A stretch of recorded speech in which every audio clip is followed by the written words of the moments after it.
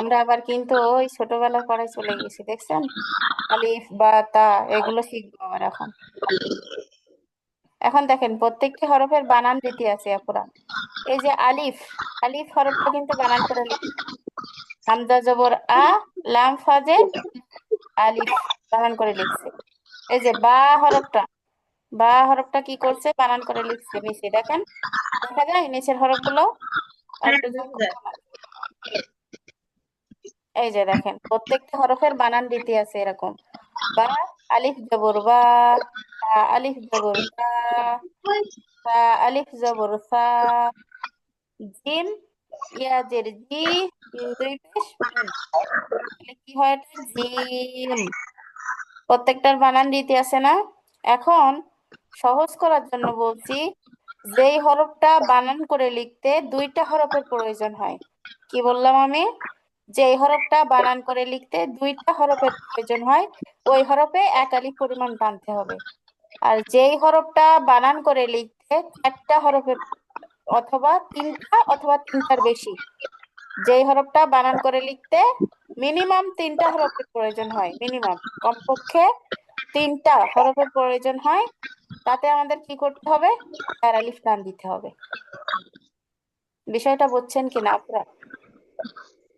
যেই হুম। হরফটা বানান করে লিখতে আমাদের দুইটা হরফের প্রয়োজন হয়, ওই এই যে দেখেন যেমন হা, এখানে কিন্তু দুইটা হরফের প্রয়োজন হয়েছে, হা আলিফ জবর হা, এখানে আমরা এক আলিফ টানবো। কিন্তু মিম হরফটা বানান করে লিখতে আমাদের তিনটা হরফের প্রয়োজন হয়েছে, তাহলে এখানে চার আলিফ টান টানতে হবে আমাদের। আর আমরা শুরুতে শিখছিলাম হামজা আর আলিফ, এই দুইটা হরফে কোনো টান হয় না, তাই দেখেন এখানে কোড়া চিহ্ন দিয়েছে হামজা, আর কোথায়, এই যে আলিফ, এখানে কোড়া চিহ্ন দিয়ে দিয়েছে। হ্যাঁ, আরো সহজ করছে আপনাদের, দেখেন এখানে এক আলিফ টান হবে, এক দিয়ে দিয়েছি, আপনারা খেয়াল করেন। বা, বা হরফটা যখন বানান করে লিখছি দুইটা হরফের প্রয়োজন হয়েছে, বা আর আলিফ, দুইটা হরফের প্রয়োজন হয়েছে, এখানে এক আলিফ টান। এখন দেখেন জিম, এই হরফটা যখন বানান করে লিখছি এখানে তিনটা হরফ লাগছে, তাহলে এটা টান কতটুকু, চার আলিফ। এটা স্ক্রিনশট নিতে পারেন আপুরা, এই পেজটার স্ক্রিনশট নিতে পারেন, দেখেন চার আলিফ সুন্দর করে দেওয়া আছে এখানে, খুব ভালো করে এক আলিফ, এক আলিফ, চার আলিফ, চার আলিফ, সব সুন্দর করে লেখা আছে, বানান সহ ব্যাখ্যা সহ, দেখছেন? আপুরা আমার কথা কি বুঝে আসছে, আমি কি হ্যাঁ বোঝাতে চাইলাম? আপু, এটা একটু এভাবে একবার সহজে একটু স্ক্রিনশট দেওয়ার জন্য। আচ্ছা করতেছি।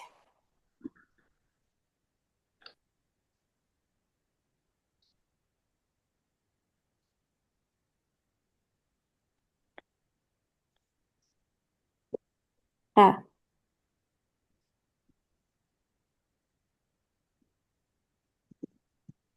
হ্যাঁ স্ক্রিনশট নিতে পারো এখন।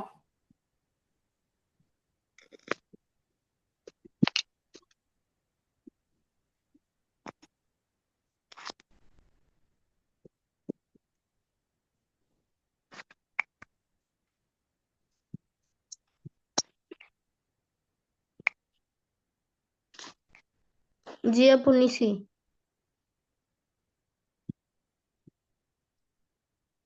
দুইটি হরফের প্রয়োজন আচ্ছা, হয়, তাকে কয়ালিফ টানতে হয়, দুইটি হরফ থাকলে একালিফ। দুইটা হরফ থাকলে এক আলিফ। এখন তো এটা জাস্ট মনে রাখার জন্য বললাম, কিন্তু এর নিয়ম কিন্তু আছে অবশ্য, কেন চার আলিফ হচ্ছে, কেন এক আলিফ হচ্ছে, এর নিয়ম কিন্তু সব আমাদের শেখা হয়ে গেছে, এখন শুধু ধরতে শিখতে হবে, নিয়ম কিন্তু আমাদের জানা। আচ্ছা জান্নাত আপু বলেন তো, এই যে আলিফ হরফটা যখন বানান করে লিখছি এর ভিতরে কোনো মাদের হরফ কি আছে, বলেন তো আমাকে, মাদের হরফ আছে? জি। হ্যাঁ, আছে তো। কোনটা মাদের হরফ আপু? আয়শা আপু, এর মধ্যে কি কোনো মাদের হরফ আছে? এই নাই, যে মাদের হরফ নাই। এখানে হামজা জবর আ, লাম ফাজের লিফ, এখানে কোনো মাদের হরফ নাই তাই না? যেহেতু কোনো মাদের হরফ না। নাই, আমরা জানি যে হরকতের উচ্চারণ সবসময় দ্রুত করতে হয়, তাহলে এখানে যেহেতু আমাদের জানা আছে মাদের হরফ না হলে টান হয় না, তাই কিন্তু এখানে ক্রস চিহ্ন দিয়েছে, দেখছেন? এখানে টানা যাবে না। এখন দেখেন হামজা, এই যে এই হরফটার মধ্যে কি কোনো মাদের হরফ আছে বলেন তো আপুরা? না, হামজা, পড়েন আপনি, এটা উচ্চারণ করেন হামজা। হামজা, তাই না? কিন্তু ওই যে গোলতায়ের ব্যবহার আছে। হ্যাঁ, গোলতার ব্যবহার আছে, ঠিক বলছো, কিন্তু কোনো মাদের হরফ আসে নাই, যার কারণে কি এটাও আমরা ক্রস চিহ্ন দিয়ে দিলাম, এখানেও টান হবে না। আচ্ছা,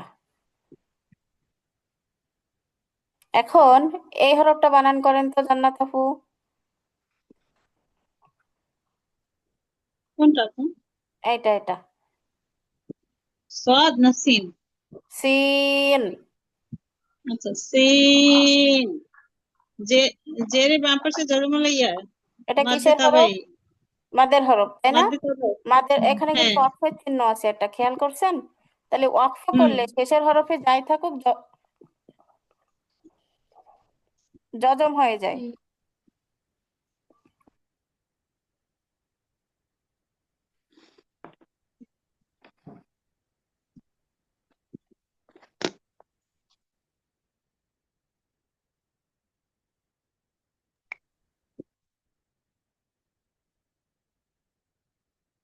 আচ্ছা, এখানে একটু ভুল করছে এরা, বুঝছেন? এখানে আসলে জজম হবে এটা, এটা তানবিন দিয়েছে যদিও, কিন্তু এখানে জজম হবে, তানবিন হবে না। নুনের উপরে কি হবে? সবগত হবে, এটা জজম হবে। আচ্ছা, তাহলে আহ আয়শা আপু আপনি বলেন, মাদের হরফের পরের হরফে ওয়াকফ হইলে সেটা কি মাদ হয়? ওয়াকফ বলছি, সরি, জজম হইলে, মাদের হরফের পরের হরফে জজম হইলে কি মাদ হয় বলেন তো? মাদের হরফ পরে ওয়াকফ হইলে মাদ্দে আর জি হয়। মাদের হরফের পরে হরফে ওয়াকফ। হুম, ওয়াকফ না আপু, জজম। মাদের হরফের পরের হরফে জজম হইলে কি মাদ হয়? একটু আগে শিখছি না আমরা, বলেন। জজম হইলে জজম মানে মুফাক্কাফ শিখছিলাম, আর তাসদিদ মানে মুসাক্কাল, তাহলে কি হবে এটা? কালমি মুসাক্কাল। মাদ্দে কালমি না লাজিম আপু, এটা কালমি। আপনি বানান করে যদি কালমি বলেন তাহলে ভুল হবে না, কিন্তু যেহেতু এটা একটা হরফ না, সিন একটা হরফ, এটাকে হরফি বলবো আমরা, ঠিক আছে? জি। আচ্ছা,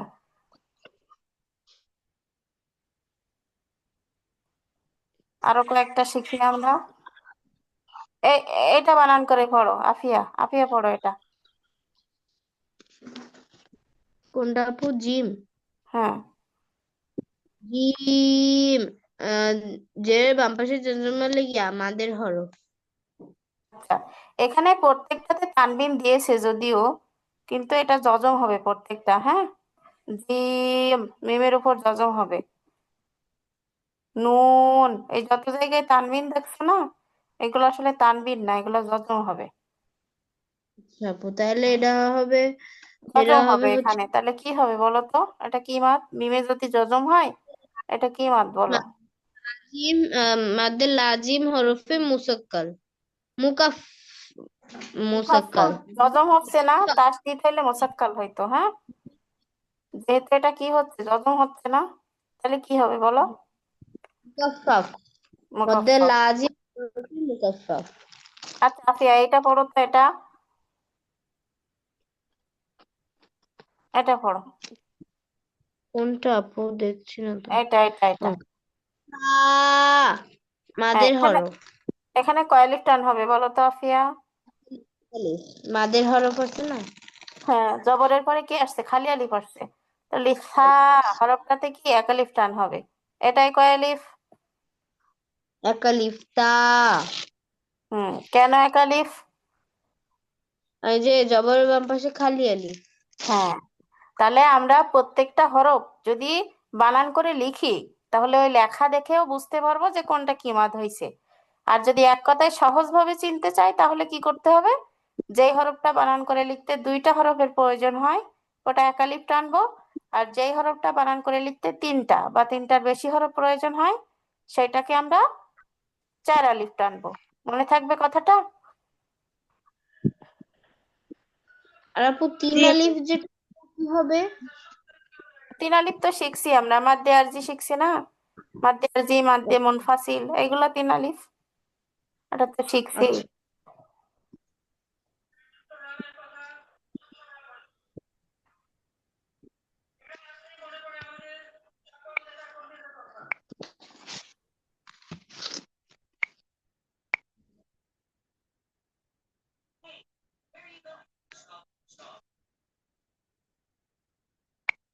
আচ্ছা, আচ্ছা, তুমি কি হচ্ছে আফিয়া এটা জানতে চাইছো যে হরফে মুকাত্তাওয়াতে তিন আলিফ মাদ আছে কিনা, এটা জানতে চাইছো হ্যাঁ কি?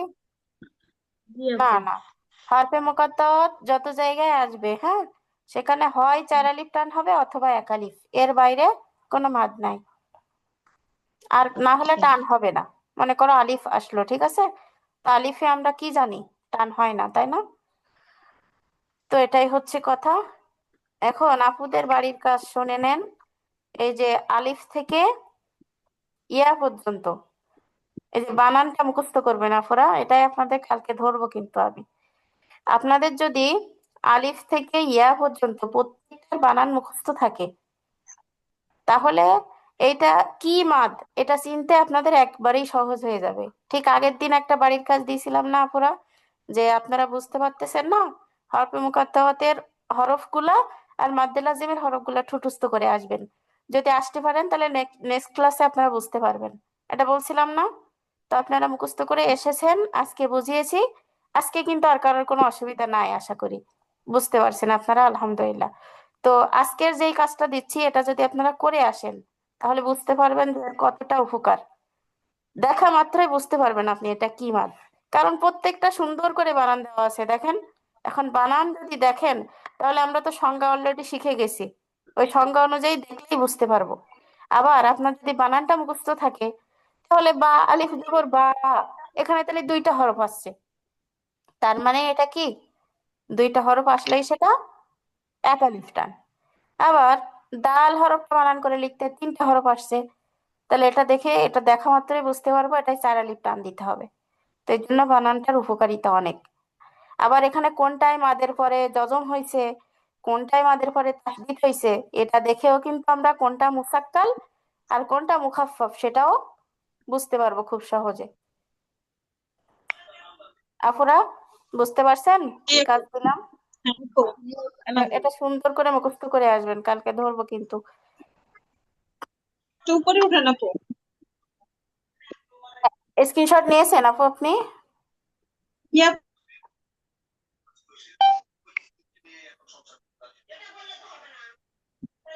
নিচে নামান নিচে। হ্যাঁ আপু, এখন ঠিক আছে।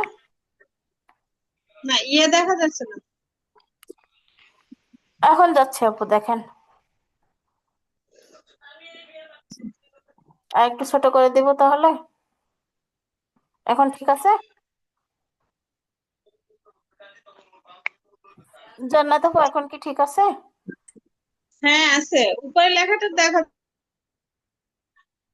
উপরে লেখার দরকার নাই আপু, আপনারা যেটুকু দিয়েছি এটাই করলেই হবে, উপরে লেখা প্রয়োজন হচ্ছে না। আচ্ছা আপু, ঠিক আচ্ছা আছে। আপুরা ঠিক আছে। আর কারোর কোনো প্রশ্ন আছে থাকলে করতে পারেন, না হলে আজকে আমরা এখানে শেষ করতে চাচ্ছি। কারোর না কোনো আপু। প্রশ্ন আছে? আচ্ছা আপুরা ঠিক আছে, তাহলে আজকে এ পর্যন্তই। আসসালামু আলাইকুম রহমতুল্লাহ।